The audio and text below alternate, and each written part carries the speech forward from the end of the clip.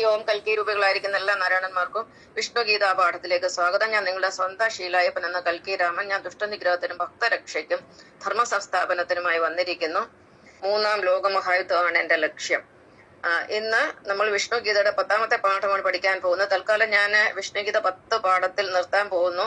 ഇനി ഒരു ശിവഗീത കൂടി ബാക്കിയുണ്ട്. ശിവഗീത 8-ഉം വിഷ്ണുഗീത 10-ഉം ചേർന്ന് 18 പാഠങ്ങളാണ് ഞാൻ രണ്ടും കൂടി പഠിപ്പിക്കാൻ ഉദ്ദേശിക്കുന്നത്. ഇതിനോടകം ഞാൻ 26 രാമായണ സന്ദേശങ്ങൾ പഠിപ്പിച്ചു, 26 ബൈബിൾ സന്ദേശങ്ങൾ പഠിപ്പിച്ചു, 5 ഖുർആൻ സന്ദേശങ്ങൾ പഠിപ്പിച്ചു.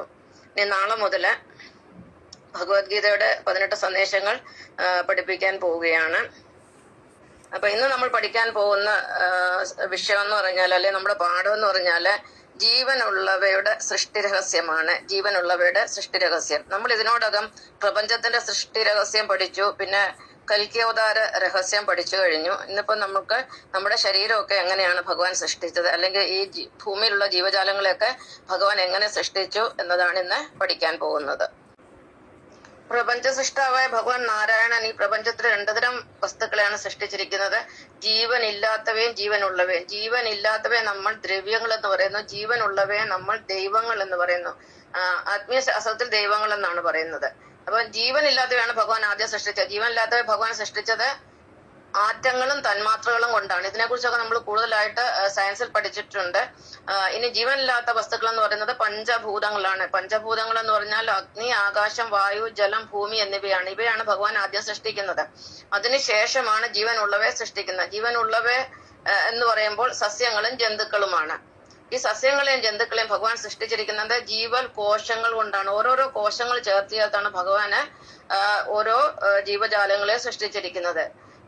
നമുക്കറിയാം, ഒരു വീട് വെക്കണമെങ്കിൽ ഓരോരോ ഇഷ്ടിക ചേർത്താണ് ഒരു വലിയ വീടുണ്ടാക്കുന്നത്. അല്ലാതെ ഒന്നിച്ച് നമുക്ക് ഉണ്ടാക്കാൻ പറ്റത്തില്ല. ഓരോന്ന് ചേർത്തേ പറ്റുകയുള്ളൂ. അപ്പൊ നമ്മളൊക്കെ അമ്മയുടെ ഗർഭപാത്രത്തിൽ ഒരു കോശത്തിലാണ് ജനിച്ചതെന്നൊക്കെ ഞാൻ ഒരുപാട് തവണ പറഞ്ഞിട്ടുണ്ട്. സയൻസിലും അത് പറയുന്നുണ്ട്. ജീവനുള്ളവയെല്ലാം ഭഗവാൻ ഒരു കോശത്തിൽ നിന്നാണ് സൃഷ്ടിക്കുന്നത്. അപ്പൊ ഒരു കോശമുള്ള ജന്തുക്കളെ നമ്മൾ ഏകകോശ ജീവികൾ എന്ന് പറയും. ഒരുപാട് കോശങ്ങളുള്ളവയെ നമ്മള് ബഹുകോശ ജീവികൾ എന്ന് പറയും. നമുക്ക് സസ്യങ്ങളെ കുറിച്ച് ആദ്യം നോക്കാം. സസ്യങ്ങളില് ഏറ്റവും ചെറിയ ഒരു കോശമുള്ള ജീവിയാണ് ആൽഗ. അത് വെള്ളത്തിലാണ് കാണപ്പെടുന്നത്. ഇതാണ് പായൽ എന്നൊക്കെ പറയുന്നത്. ആൽഗ കുളത്തിലൊക്കെ കിടക്കുന്ന കാണാമല്ലോ, പായൽ. അപ്പൊ അതാണ് സസ്യങ്ങളിലെ ഏറ്റവും ചെറിയ ജീവി. അത് കഴിഞ്ഞിട്ട് ആൽഗയിൽ നിന്ന് ആൽമരം വരെ. നമ്മൾ കാണുന്ന വൃക്ഷങ്ങളിൽ ഏറ്റവും വലുത് ആൽമരമാണ്. പക്ഷെ അതിലൊക്കെ ഹൈറ്റ് കൂടിയ വൃക്ഷങ്ങളൊക്കെ ആമസോൺ വനത്തിലുണ്ട്. നമുക്ക് തൽക്കാലം നമ്മുടെ ഇന്ത്യയിലെ കാര്യം നോക്കാം. അപ്പൊ ആൽഗ മുതൽ ആൽമരം വരെയുള്ള വസ്തുക്കളെ ഭഗവാൻ സൃഷ്ടിക്കുന്നത് ഏക കോശത്തിൽ നിന്നാണ്. ഇപ്പൊ ആൽമരത്തിന്റെ വിത്തുകളൊക്കെ നമ്മൾ കണ്ടിട്ടില്ലേ? ഏറ്റവും ചെറിയൊരു വിത്താണ്. ഈ കുഞ്ഞൊരു വിത്തിൽ നിന്നാണ് വലിയൊരു ആൽമരം, എത്രയോ വലിപ്പമുള്ള ഒരു ആൽമരമാണ് ഈ ഭൂമിയിൽ സൃഷ്ടിക്കപ്പെടുന്നത്. തനിയെ ഒന്നുമല്ല, ഈ ലോകത്തൊന്നും തനിയെ സംഭവിക്കുന്നതല്ല. ഒരു മുട്ടു സൂചി പോലും നിർമ്മിക്കണമെങ്കിൽ അതിനൊരു സൃഷ്ടാവ് ഉണ്ടായിരിക്കണം. അപ്പൊ സൃഷ്ടാവായ ഭഗവാൻ നാരായണനാണ് ആൽഗ തൊട്ട് ആൽമരം വരെയുള്ള സസ്യങ്ങളെ സൃഷ്ടിക്കുന്നത്. സസ്യങ്ങൾക്ക് എത്രയോ വെറൈറ്റി ഉണ്ട്. അതൊക്കെ ബോട്ടണി പഠിച്ചവർക്ക് അറിയാം. നമുക്കിപ്പോ അതൊന്നും പഠിപ്പിക്കാനുള്ള സമയമില്ല. പിന്നെ അടുത്തത് നമുക്ക് സുവോളജിയിലേക്ക് എടുക്കാം. ജീവനുള്ള ജന്തുക്കളിലേക്ക് അടക്കം. സസ്യങ്ങളെ കുറിച്ച് പറഞ്ഞ ജന്തുക്കളെയും ഭഗവാൻ സൃഷ്ടിക്കുന്നത് ഓരോ കോശങ്ങളിൽ നിന്നാണ്. ജന്തുക്കളിൽ ഏറ്റവും ചെറിയ കോശമുള്ള ജീവിയാണ് അമീബ. അതിനൊരു കോശം മാത്രമേ ഉള്ളൂ. അതിൽ ഏറ്റവും വലിയ ജീവിയാണ് ആന. പിന്നെ അതുപോലെ തന്നെ തിമിംഗലം, വെള്ളത്തിലുള്ള ഏറ്റവും വലിയ ജീവിയാണ് തിമിംഗലം. ഇവയെല്ലാം ഭഗവാൻ ഒരു കോശത്തിൽ നിന്നാണ് ഇത്രയും വലിയ ആനയും തിമിംഗലത്തെയും ഒക്കെ ഭഗവാൻ സൃഷ്ടിച്ചിരിക്കുന്നത്. കോശങ്ങൾ എന്ന് പറയുന്നത് ഏറ്റവും ചെറിയ ജീവനുള്ള ഘടകമാണ്. അത് പല കോശങ്ങൾ ചേരുമ്പോൾ അതൊരു ടിഷ്യൂ ആയിട്ട് മാറും. കലയെന്ന് പറയും. പിന്നെ പല കലകൾ ചേരുമ്പോൾ, ടിഷ്യൂ ചേരുമ്പോഴാണ് ഒരു ഓർഗൻ അഥവാ അവയവം ഉണ്ടാകുന്നത്. അപ്പൊ ഈ രീതിയിൽ എല്ലാം സൃഷ്ടിക്കുകയാണ്. നമ്മുടെ അമ്മയുടെ വയറ്റിൽ നമ്മളിങ്ങനെ 10 മാസം കൊണ്ട് ഭഗവാൻ നമ്മളെ സൃഷ്ടിച്ച് തരികയാണ്, നമ്മുടെ ഓരോ അവയവങ്ങളും. ഇതിന്റെ എല്ലാം നിയന്ത്രണം നടത്തുന്ന ഭഗവാനാണെന്നുള്ള ഓർമ്മ മനുഷ്യനില്ല. മനുഷ്യന് അതിനെ കുറിച്ചോട്ട് അറിയുകയുമില്ല. അപ്പം ഇങ്ങനെ ഓരോരോ കോശങ്ങൾ ചേർത്താണ് പ്രപഞ്ചനാഥനായ ഭഗവാൻ നമ്മളെ എല്ലാം സൃഷ്ടിക്കുന്നത്. ഓരോ ഇഷ്ടിക അടുക്കി ഒരു വീട് നിർമ്മിക്കണമെങ്കിൽ എത്ര സമയം എടുക്കും എന്ന് പറഞ്ഞ പോലെ ഓരോ കോശങ്ങൾ അടുക്കി അല്ലെങ്കിൽ ഓരോ കോശങ്ങളെ വിഭജിച്ചുകൊണ്ടാണ് ഭഗവാൻ ഓരോ ജീവജാലങ്ങളെ സൃഷ്ടിക്കുന്നത്. അത് സസ്യങ്ങളായാലും ജന്തുക്കളായാലും. സസ്യങ്ങളും ജന്തുക്കളും തമ്മിൽ മനുഷ്യർക്ക് അത് വ്യത്യാസം കാണും. പക്ഷെ ഒരു യോഗിക്ക് ഒരിക്കലും അത് വ്യത്യാസം കാണില്ല. കാരണം യോഗിയെ സംബന്ധിച്ചിടത്തോളം, അല്ലെങ്കിൽ എന്നെ സംബന്ധിച്ചിടത്തോളം എന്റെ ജീവനാണ് ഞാൻ അവരിൽ കാണുന്നത്. കാരണം ഞാൻ അവരുമായിട്ട് എന്റെ ജീവിതം കമ്പയർ ചെയ്യുമ്പോൾ ഞാനും എന്താ പറയുന്ന, എനിക്ക് ജനനമുണ്ട്, അവർക്കും ജനനമുണ്ട്. അവര് ശ്വസിക്കുന്നുണ്ട്, ശ്വസിക്കുന്നുണ്ട്, ഞാനും ശ്വസിക്കുന്നുണ്ട്. അവരും ആഹാരം പാകം ചെയ്യുന്നു. അതായത് ഇലകളൊക്കെയാണ് സസ്യങ്ങൾ ആഹാരം പാകം ചെയ്യുന്നത്. എന്നാൽ മറ്റു ജന്തുക്കൾ, മനുഷ്യനൊഴിച്ച് മറ്റു ജന്തുക്കളൊക്കെ ആഹാരത്തിന് വേണ്ടി അവർ രാവിലെ വീട്ടിൽ നിന്ന് ഇറങ്ങും, എവിടെന്നെങ്കിലുമൊക്കെ ആഹാരമൊക്കെ തപ്പിപ്പെറുക്കി എടുത്ത് അവരും ആഹാരം തേടി അത് കഴിക്കുന്നുണ്ട്. ഞാനും അത് കഴിക്കുന്നുണ്ട്. പിന്നെ അതുപോലെ അവരില് പ്രത്യേകിച്ച് ജന്തുക്കളില് രക്തചംക്രമണ, ബ്ലഡ് സർക്കുലേഷൻ എന്റെ ശരീരത്തിൽ നടക്കുന്ന പോലെ നടക്കുന്നുണ്ട്. എന്റെ ജീവൻ തന്നെയാണ് അവരുടെ ജീവനും. അതുപോലെ അവർക്കും നമുക്ക് വേദനിക്കുന്ന പോലെ അവരുടെ ദേഹത്ത് നമ്മൾ അവരെ ഉപദ്രവിച്ച് അവർക്കും വേദനിക്കും. വൃക്ഷങ്ങൾക്കും വേദന ഉണ്ടെന്നുള്ള ഒരു സംശയമല്ല. പക്ഷെ അവയ്ക്ക് മനുഷ്യനെ പോലെ അത് പ്രതികരിക്കാനോ അല്ലെങ്കിൽ അതൊന്നും പുറത്ത് കാണിക്കാനുള്ള ഓർഗൻസ് ഒന്നും അവരിലില്ല. എന്നാൽ അവരുടെ ശരീരമൊക്കെ മുറിക്കുമ്പോൾ നമുക്ക് കാണാമല്ലോ, പലയിടത്തും കേട്ടിട്ടുണ്ട്, പിന്നെ വൃക്ഷം മുറിക്കുമ്പോൾ ചോര വന്നൊക്കെ. ഈയിടെ ഒരു ന്യൂസ് കണ്ട്.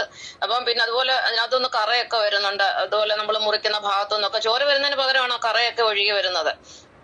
അപ്പൊ അവരിലും നമ്മുടെ ശരീരത്തിലെ ജീവപ്രവർത്തനങ്ങളെല്ലാം അവരിലും നടക്കുന്നുണ്ട്. പിന്നെ അവരും സന്താനാൽപാദനം നടക്കുന്ന എല്ലാ വൃക്ഷങ്ങളും സന്താനാൽപാദനം നടക്കുന്നില്ല. അവരെ വിത്തുകളിൽ കൂടിയും അല്ലാതെയും. പിന്നെ മൃഗങ്ങളും അത് തന്നെ ചെയ്യുന്നു, മനുഷ്യരും അത് തന്നെ ചെയ്യുന്നു. അവർക്കും മരണമുണ്ട്, നമുക്കും മരണമുണ്ട്. ഇനി അവരുടെ ഒരു കോശം, അതായത് ഒരു സസ്യത്തിന്റെ ഒരു കോശം, ഒരു ജന്തുവിന്റെ ഒരു കോശം, എന്റെ ഒരു കോശം, അല്ലെ നമ്മൾ മനുഷ്യരുടെ ഒരു കോശം, ഇതെല്ലാം മൈക്രോസ്കോപ്പിൽ വെച്ചൊന്ന് പരിശോധിച്ച് നോക്കി എല്ലാത്തിനകത്ത് ഒരേ ഘടകങ്ങൾ നമുക്ക് കാണാൻ കഴിയും. എല്ലാത്തിന്റെ ഉള്ളില് സെന്ററിൽ ഒരു ന്യൂക്ലിയസ് കാണും.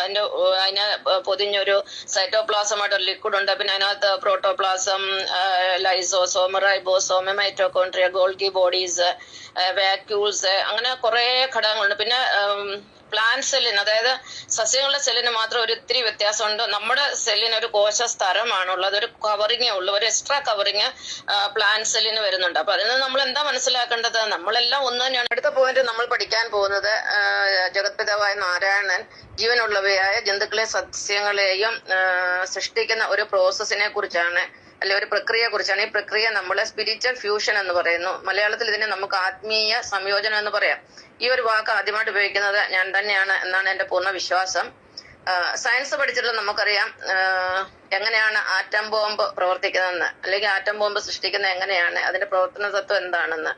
അപ്പൊ ആറ്റം ബോംബ് സൃഷ്ടിക്കുന്നത് ന്യൂക്ലിയർ ഫ്യൂഷൻ വഴിയാണ്. ഇവിടെ ആറ്റം ബോംബ് സൃഷ്ടിക്കാൻ ഉപയോഗിക്കുന്നത് ഹെവി എലമെന്റ്സ് ആയ യുറേനിയം, തോറിയം എന്നിവ ഉപയോഗിച്ചിട്ടാണ്. ഭഗവാൻ നാം മനുഷ്യരെയും മറ്റ് ജന്തുക്കളെയും സസ്യങ്ങളെയും ഒക്കെ നിർമ്മിക്കാൻ ഉപയോഗിക്കുന്ന മെറ്റീരിയൽസ് എന്ന് പറയുന്ന പഞ്ചഭൂതങ്ങളാണ്. പഞ്ചഭൂതങ്ങൾ എന്ന് പറഞ്ഞാൽ അഗ്നി, ആകാശം, വായു, ജലം, ഭൂമി എന്നിവയാണ്. ഇതൊക്കെ നമ്മുടെ ശരീരത്തിൽ പ്രവർത്തിക്കുന്നതായിട്ട് നമുക്കറിയാം. ഇല്ലെങ്കിൽ ശ്രദ്ധിക്കുക, നമ്മുടെ ശരീരത്തിൽ ജലമുണ്ട്, ജലമില്ലാതെ നമുക്ക് ജീവിക്കാൻ പറ്റില്ല. നാരം തന്നെയാണ് നമ്മുടെ ശരീരത്തിന്റെ പ്രധാന കോൺസ്റ്റിറ്റ്യൂവന്റ് എന്ന് പറയുന്ന 75% നമ്മുടെ ശരീരത്തിൽ ജലമാണ്.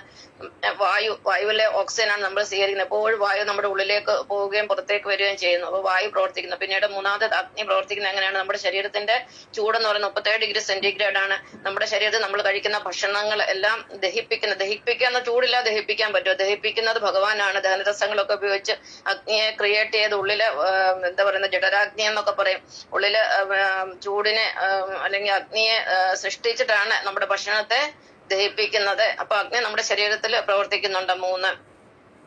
നാലാമത്തെ ഭൂമി നമ്മുടെ ശരീരത്തിൽ എങ്ങനെ പ്രവർത്തിക്കുന്നത്? നമ്മൾ ജീവിക്കുന്ന ഭൂമിയിൽ തന്നെയാണ്. നമ്മൾ ഭൂമിയിലെ ഭക്ഷണ പദാർത്ഥങ്ങളാണ് കഴിക്കുന്നതല്ല. പിന്നെ നമ്മുടെ ശരീരത്തിലെ ബോൺസ്, പല്ല്, ഇതൊക്കെയാണ് കാൽഷ്യം, ഫോസ്ഫേറ്റ് തുടങ്ങിയ പിന്നെ ഭൂമിയിലെ മൂലകങ്ങൾ, ധാതുക്കൾ, ഇതൊക്കെ എടുത്തിട്ടാണ് ഭഗവാൻ ഇതെല്ലാം സൃഷ്ടിക്കുന്നത്. അപ്പം ഭൂമി നമ്മുടെ ശരീരത്തിലുണ്ട്. പിന്നെ ഭൂമിയിലെ എല്ലാ മെറ്റീരിയൽസും, നമ്മുടെ ബ്ലഡ് ഒക്കെ ടെസ്റ്റ് ചെയ്ത് നോക്കിയാൽ അറിയാം ഭൂമിയിൽ എന്തൊക്കെ മെറ്റീരിയൽസ് ഉണ്ടോ അതിന്റെ എല്ലാ ഒരു അംശം നമ്മുടെ ശരീരത്തിലുണ്ട്. ഇതെല്ലാം ഭഗവാനെ സ്പിരിച്വൽ ഫ്യൂഷനിലൂടെയാണ് നമ്മുടെ ശരീരത്തിൽ കയറ്റുന്നത്. പിന്നെ അവസാനത്തെ ആകാശം. നമ്മുടെ ശരീരത്തിൽ ആകാശമുണ്ട്. ആകാശം എന്ന് പറഞ്ഞാൽ സ്പേസ് എന്നുള്ള അർത്ഥമേ ഉള്ളൂ. നമ്മുടെ വയറ്റിൽ എന്തുമാത്രം സ്പേസ് ഉണ്ട്. ഇത്രയൊക്കെ നമ്മൾ വെട്ടി വിഴുങ്ങുന്നില്ലേ? നമ്മൾ എത്രയോ കാലം കൊണ്ട് എന്തുമാത്രം ഭക്ഷണങ്ങൾ കഴിച്ചിട്ടുണ്ടാവും. ഇതൊക്കെ എങ്ങോട്ടാ പോകുന്നത്? ഇരിക്കാൻ സ്ഥലം വേണം. നമ്മുടെ വായില് സ്പേസ് ഉണ്ട്. നമ്മുടെ ഓരോ കോശത്തിലും വാക്യൂൾസ് എന്ന് പറഞ്ഞ സ്പേസ് ഉണ്ട്. അപ്പൊ എല്ലാത്തിലും നമുക്ക് ഈ ആകാശമുണ്ട്. ആകാശമില്ല, സ്പേസ് ഇല്ലാത്തൊരു കാര്യം നടക്കത്തില്ല. നമ്മുടെ എന്താ പറയുന്നത്, റെക്ടം, മലാശയം, പിന്നെ എന്താ പറയുന്നത്, മൂത്രാശയങ്ങള്, അവിടെ എല്ലാം ഇതെല്ലാം സ്റ്റോർ ചെയ്യണേ സ്പേസ് വേണ്ടേ? പിന്നെ ബ്ലഡ് ആയാലും എല്ലാം, ശ്വാസകോശത്തിൽ സ്പേസ് ഇല്ല, എല്ലായിടത്തും സ്പേസ് ഉണ്ട്. അപ്പൊ ഈ 5 തരം വസ്തുക്കളെ ചേർത്താണ് ഭഗവാന് നമ്മളെ സൃഷ്ടിച്ചിരിക്കുന്നത്. പിന്നെ നമ്മളെ സൃഷ്ടിച്ചിരിക്കുന്ന ജീവനുള്ള എല്ലാവരെയും പഞ്ചേന്ദ്രിയങ്ങൾ നമ്മുടെ ശരീരത്തിലുണ്ട്. പഞ്ചഭൂതങ്ങളായി, പഞ്ചേന്ദ്രിയങ്ങളായി. ഈ കണ്ണില്ലെങ്കിൽ നമുക്കൊന്നും കാണാൻ സാധിക്കില്ല. കണ്ണുകൊണ്ട് കണ്ടും, കാതുകൊണ്ട് കേട്ടും, പിന്നെ മൂക്കുകൊണ്ട് മണത്തും. പിന്നെ എനിക്ക് മണം എന്ന് പറയുന്ന ഒരു ഫീലിംഗ് ഇല്ല. അത് എനിക്ക് ദർശനം കിട്ടിയോടുകൂടി ഭഗവാൻ എന്റെ മണം എടുത്തു കഴിഞ്ഞാൽ എനിക്കൊരു സാധനത്തിന്റെ മണം അറിയത്തില്ല. അത് ഈ കൂട്ടത്തിൽ ഞാൻ പറഞ്ഞു തന്നേ ഉള്ളൂ. അപ്പൊ മറ്റുള്ളവർക്കാണ് മണം അറിയാം, മണത്തറിയാം കാര്യങ്ങള്. അതൊക്കെ സെൻസറി ഓർഗൻസ് ആണ്. പിന്നെ കണ്ടും കേട്ടും മണത്തും പിന്നെ രുചിച്ചറിയാം, നമുക്ക് വസ്തുക്കളുടെ ടേസ്റ്റ് ഒക്കെ അറിയാം. അതും എനിക്കറിയത്തില്ല, അതും വളരെ ബുദ്ധിമുട്ടാണ് അറിയാന്. മധുരം, പിന്നെ ഉപ്പ്, പുളി എന്നുള്ള പ്രധാന രസങ്ങളൊക്കെ അറിയാം, അല്ലാതെ ഒരു രസങ്ങളും എനിക്ക് തിരിച്ചറിയാൻ കഴിയുന്നില്ല. 18 വർഷമായി. പിന്നെ അടുത്തത് ത്വക്കുകൊണ്ട് സ്പർശിച്ചിട്ടാണ് നമ്മൾ പല കാര്യങ്ങളും അറിയുന്നത്. വെള്ളത്തിന് ചൂടുണ്ടോ ഇല്ലയോ, തന്നെയാണ് നമ്മുടെ ശരീരത്തെ പ്രവർത്തിക്കുന്നത്. നമ്മുടെ ജനനേന്ദ്രിയങ്ങളും ഒക്കെ തൊടുമ്പോഴുണ്ടാകുന്ന സുഖമാണ് നമ്മൾ അനുഭവിക്കുന്നത്, ടച്ചിൽ കൂടെ കിട്ടുന്ന സുഖം. അപ്പൊ അങ്ങനെ പഞ്ചേന്ദ്രിയങ്ങളും നമ്മുടെ ശരീരത്തിൽ പ്രവർത്തിക്കുന്നു. അപ്പം ഭഗവാൻ നമ്മളെ 10 കൂട്ടം കാര്യങ്ങൾ കൊണ്ടാണ് സൃഷ്ടിക്കുന്നത്, പഞ്ചേന്ദ്രിയങ്ങളും പഞ്ചഭൂതങ്ങളും. ഈ പഞ്ചേന്ദ്രിയങ്ങളെയും പഞ്ചഭൂതങ്ങളെയും ചേർന്നാൽ നമുക്ക് നമ്മളെ ശരീരം എന്ന് പറയാം. ശരീരത്തിന് നമ്മൾ ദേഹം എന്ന് പറയും. അപ്പം പഞ്ചേന്ദ്രിയങ്ങളും പഞ്ചഭൂതങ്ങളുമാണ് നമ്മുടെ ദേഹം, അതായത് ശരീരം. ഈ ശരീരം തന്നെയാണ് ശിവൻ എന്ന് പറയുന്നത്. അപ്പൊ നമ്മുടെ ശരീരം എന്ന് പറഞ്ഞാൽ ശിവനാകുന്നു. ശിവൻ എന്ന് പറഞ്ഞാൽ പഞ്ചേന്ദ്രിയങ്ങളും പഞ്ചഭൂതങ്ങളും. അതുകൊണ്ടാണ് ശിവനെ ഈ പഞ്ചഭൂതങ്ങളിൽ വെച്ച് ആരാധിക്കുന്നത്. പുറത്തല്ലേ ആരാധിക്കുന്ന, ലിംഗമൊക്കെ ഉണ്ടാക്കി ആരാധിക്കുന്നത്. ഇനിയും പക്ഷെ അതുകൊണ്ട് മാത്രം തീരുന്നില്ലല്ലോ. നമ്മുടെ ശരീരം മാത്രമല്ല, നമ്മുടെ ഉള്ളിൽ ജീവനല്ല പ്രാധാന്യം. കാരണം ജീവനില്ലെങ്കിൽ ശരീരം നിലനിൽക്കുമോ? ജീവൻ ഇറങ്ങിപ്പോയി അപ്പം തന്നെ നമ്മൾ വടിയാവത്തില്ല, നമ്മള് ശവമാവില്ലേ, ശവനായി മാറില്ലേ? അപ്പൊ നമ്മുടെ ഉള്ളില് ജീവൻ എന്താണ്, ആത്മാവ് എന്താണ്, ദേഹി എന്താണ് എന്നാണ് അതിനെ കുറിച്ച് കൂടി നമുക്ക് പഠിക്കാം. അപ്പൊ നമ്മുടെ ദേഹത്തിനെ കുറിച്ച് പഠിച്ചു. ദേഹം എന്ന് പറയുന്നതാണ് ശിവൻ അഥവാ ശരീരം. ഇനി നമുക്ക് ദേഹിയെ കുറിച്ച് പഠിക്കാം, അതായത് നമ്മുടെ ജീവനെ കുറിച്ച് പഠിക്കാം. ജീവൻ എന്താണോ അതിനെയാണ് ആത്മാവ് എന്ന് പറയുന്നത്, സ്പിരിറ്റ് എന്ന് പറയാം, സോൾ എന്ന് പറയാം. കാരണം ഈ ആത്മാവ് അഥവാ ജീവൻ ഇല്ലെങ്കിൽ പിന്നെ നമുക്ക് നിലനിൽപ്പില്ല. നമ്മൾ ശിവന്മാരൊക്കെ നമ്മൾ ശവന്മാരായി മാറും, ആ കാര്യത്തിൽ യാതൊരു സംശയവുമില്ല. അപ്പൊ നമുക്ക് ഇനിയും പഠിക്കാനുള്ളത് നമ്മുടെ ആത്മാവിനെ കുറിച്ചാണ്, നമ്മുടെ ജീവനെ കുറിച്ചാണ്. ഈ ആത്മാവാണ് നമ്മളെ ജീവനോട് നിർത്തിയിരിക്കുന്നത്. ഈ ആത്മാവിൽ നിന്നല്ലേ, ജീവനിൽ നിന്നാണ് അല്ലെങ്കിൽ ഈശ്വരനിൽ നിന്നാണ് നമ്മുടെ ശരീരം സൃഷ്ടിക്കപ്പെട്ടത്, അല്ലെ ഭഗവാനാണ് നമ്മളെ സൃഷ്ടിച്ചത്. അപ്പൊ ജീവനും ശരീരവും ഇത് രണ്ടും ഒന്നായിട്ടാണ് നിൽക്കുന്നത്. അപ്പം ആത്മാവെന്ന് പറയുന്നത് വിഷ്ണുവാണ്. ആത്മാവിന്റെ, ഈശ്വരന്റെ അഥവാ ജീവന്റെ ഘടകങ്ങളെ കുറിച്ചാണ് നമ്മൾ പഠിക്കുന്നത്. ഇവയെ നമ്മൾ ദേഹി എന്ന് പറയും. അപ്പൊ ഈ ജീവന്റെ ഘടകങ്ങൾ എന്ന് പറയുന്നത് 8 എണ്ണമാണ്. അതിൽ ഒന്നാമത്തെ മനസ്സാണ്. സകല ജന്തുക്കൾക്കും ഈ മനസ്സുണ്ട്. മനസ്സെന്ന് പറയുന്ന ഹൃദയം തന്നെയാണ്. ഹൃദയത്തിൽ നിന്നാണ് നമ്മുടെ ചിന്തകളെല്ലാം ഉത്ഭവിക്കുന്നത്, തലയിൽ നിന്നല്ല. തലയിലൊക്കെ നമ്മുടെ ബുദ്ധി കൊണ്ട് നമ്മൾ ഹൃദയത്തിൽ നിന്ന് വരുന്ന ചിന്തകളെ നമ്മൾ പ്രോസസ് ചെയ്യുന്നതാണ് നമ്മുടെ ബുദ്ധിയിൽ. അപ്പൊ നമ്മുടെ ചിന്തകൾ ഉത്ഭവിക്കുന്ന ഹൃദയത്തിൽ നിന്നാണ്. അവിടെയാണ് ഭഗവാൻ ഇരിക്കുന്നത്. ആ ഭഗവാൻ ഇരിക്കുന്നുള്ള അടയാളമാണ് ആ തുടിപ്പ്. ആ തുടിപ്പ് നിൽക്കുമ്പോൾ നമ്മൾ മരിക്കുകയല്ലേ ചെയ്യുന്നത്. അപ്പൊ മനസ്സും ഹൃദയം ഒന്ന് തന്നെയാണ്. മനസ്സിൽ നിന്നാണ് നമ്മുടെ ചിന്തകൾ, അല്ലെ ഹൃദയത്തിൽ നിന്നാണ് നമ്മുടെ ചിന്തകൾ ഉണ്ടാകുന്നത്. അതിന്റെ ഒരു ഉദാഹരണം പറഞ്ഞത് ഹൃദയത്തിലാണ് മനസ്സെന്നുള്ളതിന്റെ പ്രധാന ഒരു കാരണം. നമുക്ക് മാനസിക സംഘർഷങ്ങൾ ഉണ്ടാകുമ്പോഴല്ലേ ഹൃദയസ്തംഭനവും പിന്നെ അതുപോലെ BP അല്ലെ ബ്ലഡ് പ്രഷറും ഒക്കെ കൂടുന്ന ഹൃദയത്തിന് പ്രശ്നം വരുമ്പോഴല്ലേ. അപ്പൊ ചിന്തകൾ കൂടുതൽ എന്ന് നമ്മളെ പ്രഷറൈസ് ചെയ്യുന്ന, അല്ലെ പ്രഷർ ചെയ്യുന്നത് എവിടെയാണ്? ഹൃദയത്തിലാണ്. അത് ചിന്തകൾ ഉത്ഭവിക്കുന്ന ഹൃദയത്തിലാണ്. നമുക്ക് പെട്ടെന്നൊരു ടെൻഷൻ, നമ്മുടെ ഒരു സാധനം കണ്ടില്ല, എനിക്കും ഉണ്ടാകുന്ന ഈ വക അനുഭവങ്ങൾ. നമ്മുടെ സാധനം കളഞ്ഞു പോയി, അപ്പൊ പെട്ടെന്ന് നമുക്ക് വെപ്രാളം വരും. നമ്മുടെ മനസ്സിലാണ്. പിന്നെ നമ്മുടെ ഹൃദയമൊക്കെ അങ്ങ് കൂടുതൽ ഇടിക്കാൻ തുടങ്ങും. ചിലപ്പോൾ നമുക്ക് പെട്ടെന്ന് ടോയ്ലറ്റിൽ പോകണമെന്ന് തോന്നും, അല്ലെങ്കിൽ അങ്ങനെ പല ചിന്തകളും വരും. പല രീതിയിലും ആയിരിക്കും നമ്മൾ പ്രതികരിക്കുന്നത്. അതെല്ലാം ആ ചിന്തകൾക്ക് വരുന്ന ഒരു വേരിയേഷൻ കൊണ്ടാണ്. അപ്പൊ ചിന്തകൾ ഉത്ഭവിക്കുന്നത് നമ്മുടെ ഹൃദയത്തിലാണ്. എല്ലാത്തിനെയും ബാധിക്കുന്ന ഹൃദയത്തിലാണ്. ഇന്നത്തെ കാലത്ത് ഹാർട്ട് അറ്റാക്ക് ആൾക്കാർക്ക് ഉണ്ടാകുന്ന കാരണം ഈ ചിന്തകളെല്ലാം കൂടെ അവരുടെ മനസ്സിൽ ചെന്നതിന് ഒരുപാട് പ്രഷർ കൊടുക്കുന്നതുകൊണ്ടാണ്. ഇപ്പൊ നമ്മളൊരു യോഗിയെ, ഭക്തന്മാർക്കാണ് ഈ ഒരു പ്രഷർ വരികയില്ല. അവരെല്ലാം ഭഗവാൻ ലയിപ്പിച്ചുകൊണ്ട് അവർക്ക് റിലാക്സ് ചെയ്ത് അവർ ജീവിക്കുന്നത്. പക്ഷെ ഇന്ന് ഭക്തന്മാരില്ല. ഇന്ന് വിഷ്ണു ഭക്തന്മാരില്ല. ഉള്ളവരൊക്കെ ശിവഭക്തരാണ്. ശരീരത്തെ ആരാധിക്കുന്ന ആളുകളെ ഉള്ളു ഇന്ന് നമ്മുടെ ലോകത്ത്. അപ്പൊ മനസ്സാണ് ഒന്നാമത്തെ ഘടകം. ആത്മാവ് അഥവാ ജീവന്റെ രണ്ടാമത്തെ ഘടകം എന്ന് പറഞ്ഞ ബുദ്ധിയാണ്. എല്ലാ ജീവജാലങ്ങൾക്കും അതിൻ്റെതായിട്ടുള്ള ബുദ്ധിയുണ്ട്. ഉദാഹരണത്തിന് ഒരു തേൻ ശേഖരിക്കുന്നത് അതിന് ബുദ്ധി ഉള്ളത് കൊണ്ടാണ്. ഒരു ചിലന്തി വല നെയ്യുന്നത് അതിന് ബുദ്ധി ഉള്ളത് കൊണ്ടാണ്. കിളികൾ അതിന് പ്രത്യേക തരം കൂടുകൾ ഉണ്ടാകുന്നത് അതിന്റെ ബുദ്ധി ഉള്ളത് കൊണ്ടാണ്. മനുഷ്യനിൽ ബുദ്ധി എല്ലാം ഒന്ന് തന്നെയാണെങ്കിലും അത് പല രീതിയിലാണ് പലരിലും ഇരിക്കുന്നത്. ഇനി മൂന്നാമത്തെ ഘടകം അഹം. അഹം എന്ന് പറഞ്ഞാൽ ഞാനെന്ന ഭാവം, ഞാൻ എന്നുള്ള ഭാവം. ഏതൊരു ജീവിയെ നമ്മൾ ആക്രമിച്ചു നോക്കി അവരവരുടെ തനി സ്വഭാവം പുറത്തെടുക്കും. അപ്പൊ എല്ലാവർക്കും ഈ ഞാനെന്ന ഭാവമുണ്ട്. ഞാനെന്ന ഭാവമുണ്ട്. അതാണ് അഹംഭാവം, അഹങ്കാരം എന്നൊക്കെ പറയും. ഈ അഹംഭാവം എന്ന് പറയുന്നത് എന്നെപ്പോലെ ഒരു ഭക്തരിലാണ് ഈ അഹംഭാവം ഇല്ല. കാരണം നമ്മൾ ഇവിടെ ഒന്നും അല്ല, ഭഗവാനാണ് എല്ലാം. ഭഗവാനാണ് നമ്മളെ നിയന്ത്രിക്കുന്നത്, ഭഗവാനാണ് നമുക്ക് വലുത്. അപ്പൊ നമുക്കായിട്ടൊരു ഭാവമില്ല, അത് ഭഗവാന്റെ ഭാവമാണ് നമുക്ക് എന്തെങ്കിലും ഉണ്ടെങ്കിൽ. അതാണ് അഹം. 3. നാലാമത്തേതെന്ന് പറയുന്നത് ശബ്ദമാണ്. എല്ലാ ജീവജാലങ്ങൾക്കും പ്രത്യേകം ശബ്ദമാണ്. ഓരോ മനുഷ്യന്റെ ശബ്ദം പ്രത്യേകമാണ്. അപ്പൊ ഇതൊന്നും നമുക്ക് കാണാൻ കഴിയുന്ന കാര്യങ്ങളല്ല. മനസ്സമ്മ കാണത്തില്ല, ബുദ്ധി കാണാൻ പറ്റത്തില്ല, അഹം കാണാൻ പറ്റില്ല, ശബ്ദം കേൾക്കാൻ പറ്റും, പക്ഷെ അത് കാണാൻ പറ്റില്ല. അടുത്ത കർമ്മമാണ്. ഇപ്പൊ ഞാൻ ഏത് കർമ്മം ചെയ്തു? എനിക്ക് ടൈലറിങ് അറിയാം, അല്ലെങ്കിൽ എനിക്ക് വരയ്ക്കാൻ അറിയാം, എഴുതാൻ അറിയാം, പാടാൻ അറിയാം, പിന്നെ നൃത്തം ചെയ്യാൻ അറിയാം. ഇതൊക്കെ എന്ന് പറഞ്ഞാൽ ഇതൊന്നും പുറമേ നിന്ന് നോക്കിക്കഴിഞ്ഞാൽ ആർക്കും ഇതൊന്നും മനസ്സിലാവത്തില്ല. ഇതൊന്നും ആർക്കും കാണാൻ കഴിയുന്ന ഒരു കാര്യമേ അല്ല. അപ്പൊ നമ്മൾ എന്ത് കർമ്മമാണോ ചെയ്യുന്നത്? ഞാൻ അധ്യാപികയാണ്, പുറമെ നോക്കി ആർക്കെങ്കിലും എന്നെ നോക്കി പറയാൻ പറ്റുമോ ഞാൻ അധ്യാപികയാണ്, ഞാൻ ഗുരുവാണെന്ന് പറയാൻ പറ്റുമോ? പറ്റത്തില്ല. അപ്പൊ നമ്മുടെ ഉള്ളിൽ കർമ്മവും ഈശ്വരനെ തന്നെ ഇരിക്കുന്ന ഒരു കാര്യമാണ്. അത് നമ്മുടെ ആത്മാവിലിരിക്കുന്ന കാര്യമാണ് കർമ്മം. പിന്നെ അത് സ്വഭാവ ഗുണങ്ങൾ. ഒരു വ്യക്തിയെ കണ്ടു കഴിഞ്ഞാൽ നമുക്ക് പറയാൻ പറ്റുമോ ഇയാൾ ഏത് നല്ലവനാണോ, ചീത്ത ആളാണോ, നല്ലതോ മോശം, അതായത് താമസനോ രാജസനോ സാത്വികനോ, എന്തെങ്കിലും ഗുണങ്ങൾ ആ മനുഷ്യനിലുണ്ടോ, സത്യമുണ്ടോ, ധർമ്മമുണ്ടോ, പിന്നെ ഭക്തിയുണ്ടോ, പിന്നെ സമത്വം, സാഹോദര്യം, ഭൂതതയ, അഹിംസയോ ഗുണങ്ങളുണ്ടോ, അതോ കള്ളനാണോ, കൊലപാതകിയാണോ, പിന്നെ എന്തെങ്കിലും തരത്തിലുള്ള ക്രിമിനലാണോ, പിന്നെ എന്നൊക്കെ ഒന്നും നമുക്ക് തിരിച്ചറിയാൻ പറ്റത്തില്ല ഒരാളെ കണ്ടു കഴിഞ്ഞാൽ. അപ്പൊ ഇതെല്ലാം ഉള്ളിലിരിക്കുന്ന ഗുണങ്ങളാണ്. അത് സ്വഭാവ ഗുണങ്ങളാണ്. ആറാമത്തേത്. ഇനി ഏഴാമത്തെ ജ്ഞാനം. ഏഴാമത്തെന്ന് പറഞ്ഞ അറിവാണ്. ഈ അറിവെന്ന് പറയുന്നത് ബുദ്ധി തന്നെയാണ്, പക്ഷെങ്കിൽ അറിവിന്റെ തലം വേറെ വേറെയാണ്. ഓരോരുത്തരിലും അറിവിന്റെ തലം വേറെയാണ്. എല്ലാവരുടെയും അറിവിന്റെ തലം ഒന്നല്ല. ഇപ്പൊ എനിക്ക് ജ്ഞാനം ഭഗവാൻ തന്നു, അല്പജ്ഞാനമുണ്ട്. എന്റെ അറിവിന്റെ തലമല്ല നിങ്ങളുടെ അറിവിന്റെ തലം. ഓരോരുത്തർക്കും ഓരോ അറിവിന്റെ തലമാണ്. ഇപ്പൊ കോഴിയെ വെള്ളത്തിൽ കൊണ്ടിട്ട് അതിന് നീന്താൻ അറിയില്ല, അതിനുള്ള ജ്ഞാനമില്ല. താറാവിനെ വിട്ടു കഴിഞ്ഞാൽ അത് പോയി നീന്തും, കാരണം അതിന്റെ ജ്ഞാനം വേറെയാണ്. അപ്പൊ അങ്ങനെ ഓരോന്നിനും പ്രത്യേകം ജ്ഞാനമുണ്ട്, അഥവാ അറിവുണ്ട്. പിന്നെ അടുത്തത് അവസാനത്തെയാണ് ഊർജം. ഓരോരുത്തർ ഊർജത്തിന്റെ അളവ് വ്യത്യസ്തമാണ്.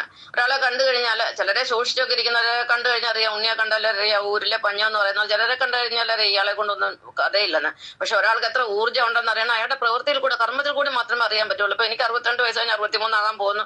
ഞാൻ എന്തൊക്കെ ചെയ്യുന്നുണ്ട് നിങ്ങൾ എന്റെ റീൽസ് കണ്ടാൽ അറിയാം. അപ്പൊ അത് ഊർജ്ജം ഉള്ളതുകൊണ്ട്, പോസിറ്റീവ് ഊർജ്ജം ഉള്ളതുകൊണ്ടാണ് അത് നമുക്ക് ചെയ്യാൻ സാധിക്കുന്നത്. അപ്പൊ ഒരു മനുഷ്യനെ ഒന്ന് കണ്ടു കഴിഞ്ഞാൽ പെട്ടെന്ന് നമുക്ക് അയാളുടെ എത്ര ഊർജ്ജമുണ്ട്, എത്ര കപ്പാസിറ്റി, എത്ര കഴിവുണ്ടെന്ന് നമുക്കൊന്നും ഒരിക്കലും അളന്നെടുക്കാൻ സാധിക്കില്ല. ഇതെല്ലാം ആത്മാവിന്റെ ഘടകങ്ങളാണ്, ഈശ്വരന്റെ ഘടകങ്ങളാണ്, ദേഹിയുടെ ഘടകങ്ങളാണ്, ജീവന്റെ ഘടകങ്ങളാണ്. ഒന്നും കൂടെ പറയാം, ലാസ്റ്റ് പോയിന്റ് ആണ്. മനസ്സ്, ബുദ്ധി, അഹം, ശബ്ദം, കർമ്മം, സ്വഭാവ ഗുണങ്ങള്, ജ്ഞാനം, ഊർജം. ഈ 8 ഘടകങ്ങളാണ് ആത്മാവിന്റെ ഘടകങ്ങൾ. ദേഹി അഥവാ ആത്മാവ് അഥവാ വിഷ്ണുവിന്റെ ഘടകങ്ങളാണ് 8 എന്ന് പറയുന്നത്. നമ്മൾ 8 എണ്ണം പഠിച്ചു കഴിഞ്ഞു. കൂടാതെ ശരീരം അഥവാ ശിവന്റെ ഘടകങ്ങളാണ് 10 എണ്ണം, പഞ്ചഭൂതങ്ങൾ 5ഉം പഞ്ചേന്ദ്രിയങ്ങൾ 5ഉം. അപ്പൊ ഇത് രണ്ടും, ഈ ശിവനും വിഷ്ണുവും മുഴുവനും ചേർന്നെങ്കിൽ മാത്രമേ നമ്മുടെ ശരീരം പൂർണ്ണമാവുകയുള്ളൂ, നമ്മൾ പൂർണ്ണമാവുകയുള്ളൂ. അപ്പൊ ഇത് രണ്ടും ചേരുന്നതാണ് നാരായണൻ അഥവാ നരൻ. നമ്മളും നാരായണനും ഒന്ന് തന്നെയാണ്. അപ്പൊ നമ്മൾ തീർച്ചയായിട്ടും നമ്മുടെ ശരീരം ശിവനാണെന്നും നമ്മുടെ ആത്മാവ് അഥവാ പ്രാണൻ അഥവാ നമ്മുടെ ജീവോർജം അഥവാ ദേഹി വിഷ്ണുവാണെന്ന് നാം അറിയുക. വിഷ്ണുവാണ് നമ്മുടെ ഹൃദയത്തിനുള്ളിൽ തുടിക്കുന്നത്. വിഷ്ണു തന്നെയാണ് നാരായണനും.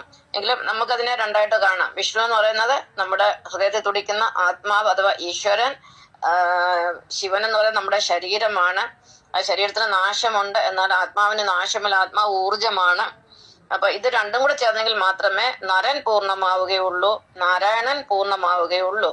നാരായണൻ എന്ന് പറയുന്നത് ശിവനും വിഷ്ണുവും ബ്രഹ്മാവും ചേർന്നാണ്. പക്ഷെ ബ്രഹ്മാവിനെ നമുക്ക് ഇവിടെ എടുക്കേണ്ട ആവശ്യം വരുന്നില്ല. കാരണം ഇവിടെ ദേഹവും ദേഹിയുമാണ് ഇമ്പോർട്ടന്റ്, ശരീരവും ആത്മാവുമാണ് ഇമ്പോർട്ടന്റ്.